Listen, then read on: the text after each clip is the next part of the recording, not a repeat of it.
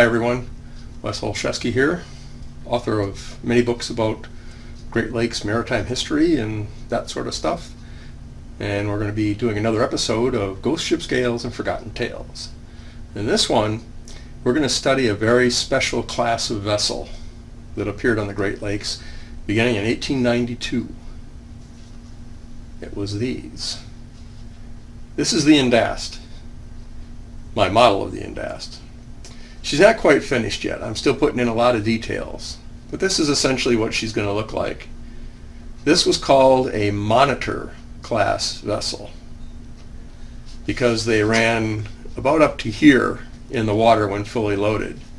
They had sloped sides off the spar deck. It was called a tumble home. Only 3 of these were constructed, and only 2 were true monitors. So that would be the Indast and the Choctaw. And we're going to take a really close examination of both of them in this episode. The Great Lakes monitors were very unique vessels. The term monitor stems from the Civil War ironclad gunships. The first of these that the Union Navy used was the USS Monitor, designed by Swedish engineer John Ericsson. Its low profile allowed it to evade fire from the Confederate ironclads. In 1892, the Cleveland Shipbuilding Company constructed 2 unique cargo-carrying monitors, the Indast and the Choctaw, designed by Ardent Angstrom. Each was 280 feet in overall length, 38 feet in beam, and 22 feet 4 1/2 inches in depth. In the early design, each had 12 hatches and a round forward windlass turret, just like the whalebacks. All crew accommodations and engine works were aft. Don't worry about the details here. We'll get a good look shortly. The hull itself had a curved deck called a tumble home. Although some sources say the tumble home was 45 degrees, it was actually closer to 30. Perhaps the most interesting feature of the monitors was this flat iron forecastle. In fact, it's little more than a windlass enclosure, housing an anchor, winch, and a capstan. What's really neat is this helm wheel mounted atop the forecastle. You can see it here. The monitors could be steered from the pilot house or from atop the forecastle. You may recall that the original plans for the monitors carried 12 hatches. In fact, there were 7. Now let's look at the cabins. From the blueprints, we can see some details. First, the twin boilers, 11 feet high, 12 feet long. The smokestack was straight, with no stylish rake. The boiler's steam powered the triple expansion engine. Its cylinders were 17, 29, and 47 inches in diameter, with a 36-inch stroke. That provided 900 horsepower. All of the engine room space was made livable by cool air brought in by 8 vents. Remarkably, the coal bunker was under the pilot house and was loaded through a hatch right in front of the pilot house. That coal was shoveled into the boilers here. All of that just to make this 11.5-foot propeller turn. It was all guided from the pilot house. There was also an open-air bridge. From there, the rudder was operated. Now let's do that deck house tour that I promised you. These are the upper deck cabins. Let's start with the pilot house. In reality, it was located about twice as far forward than is shown here. The smokestack actually was fitted between the pilot house and the deck houses. The pilot house on Indast had 8 windows. The Choctaw had 9, with 4 facing forward. These plans are for the Indast. All floors on this deck were made of wood. We'll start with the captain's cabin, his office, his bathroom, which includes a bathtub, a wash basin, and a toilet. Note that there's a window directly across from the toilet, so anyone walking by can look right in and see how the captain is doing. Next, there's the captain's bedroom, which comes with a good-sized bed. Next is the officer's bathroom. It has a tub and a toilet. Finally, the crew's bathroom, which only has a toilet. Regular crew apparently weren't expected to bathe in the 1890s. Now you may ask, where did the product of these 3 toilets go? There were 3 soil pipes that led to a common soil pipe that dumped into the lake. This is the lamp room, where the boat's oil lamps were stored, cleaned, and refitted. The second and third engineers roomed here. They even had a wash basin, plus matching bunks. The chief engineer roomed here. He actually had a closet and a wash basin. Why he had 2 bunks is a mystery. This is the steward's room.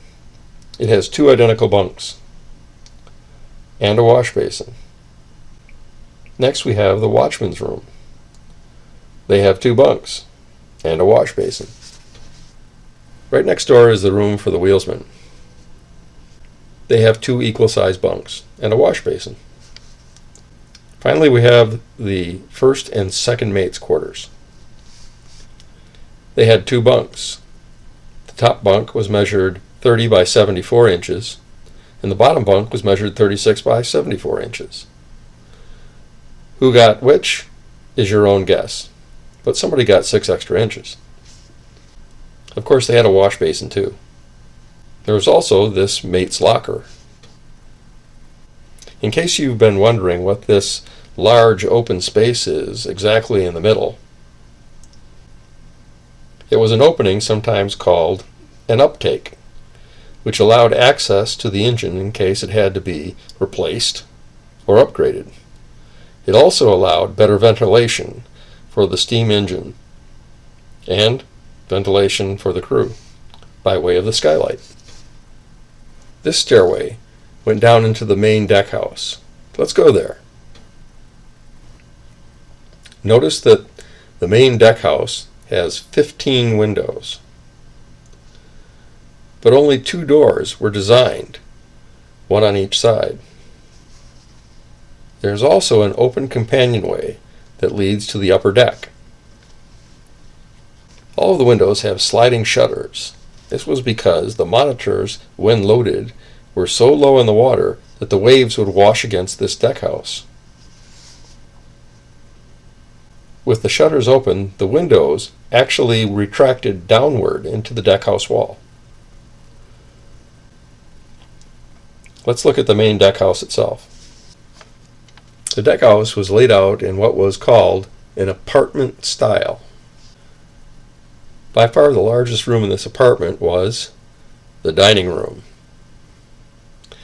It was used for officers or onboard guests, and it had 7 of the deck house's 15 windows.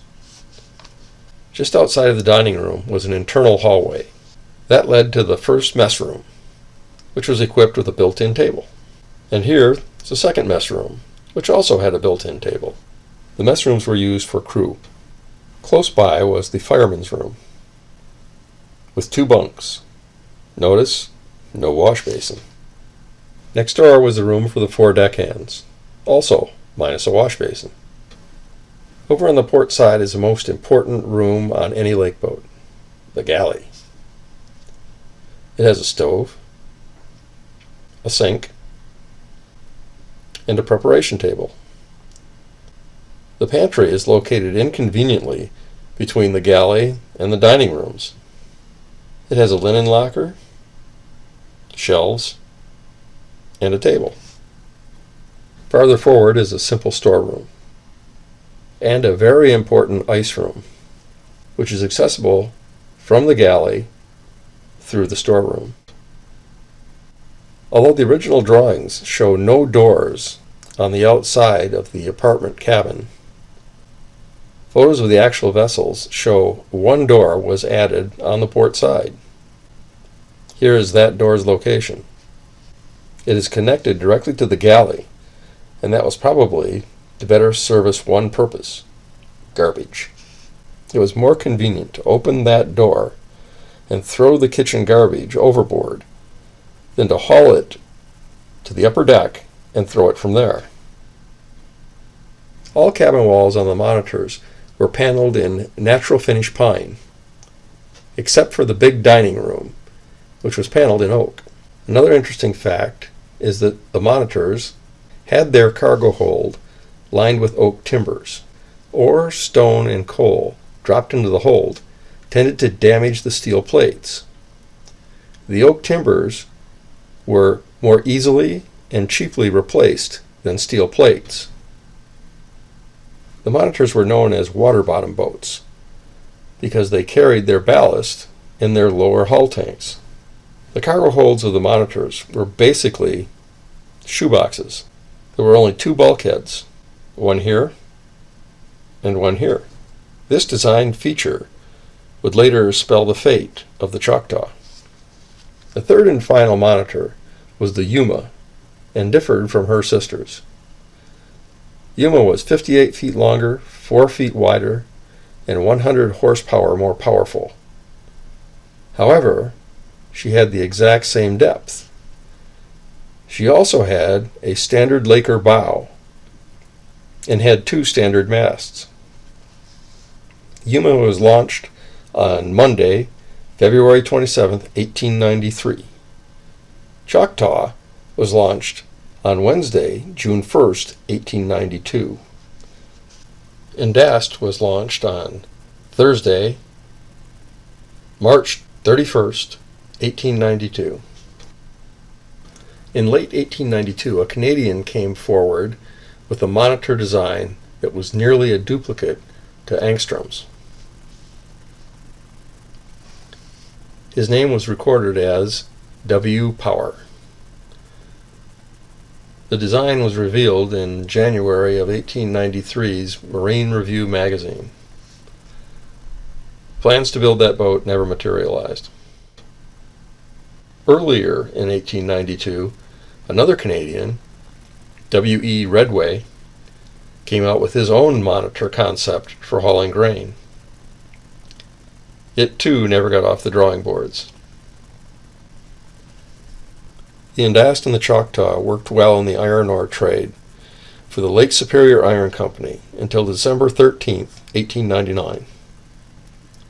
At that time, the parent company was taken over and the boats began to run for the Cleveland Cliffs Iron Company. The Cliffs boats all wore a black hull and cabins painted pea green color scheme.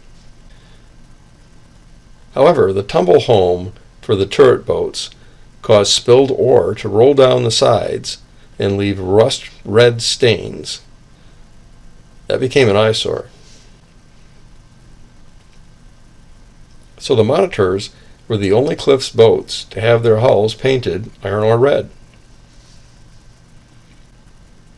The first of the monitors to be lost was the Choctaw. On July 11, 1915, while running in heavy fog on Upper Lake Huron, Choctaw was hit by the Canadian steamer Wakanda. It was now that her shoebox cargo hold doomed her. The crew abandoned the boat without hesitation, and Choctaw sank within 7 minutes. She was discovered 102 years later, stabbed into the bottom in deep water due west of Rogers City. Today she is a part of the Thunder Bay Shipwreck Preserve. Visit their website to learn more. Yuma left the lakes in 1919 for salt water. She was later converted to a barge and sank on Upper Chesapeake Bay on November 17, 1948. Indast was converted to a self-unloader in 1925. That topside gear was not what she was designed for, and it made her unstable. On September 9, 1929, she vanished in Lake Michigan in a moderate gale. She took all of her crew with her. As of the making of this video, she has not been found.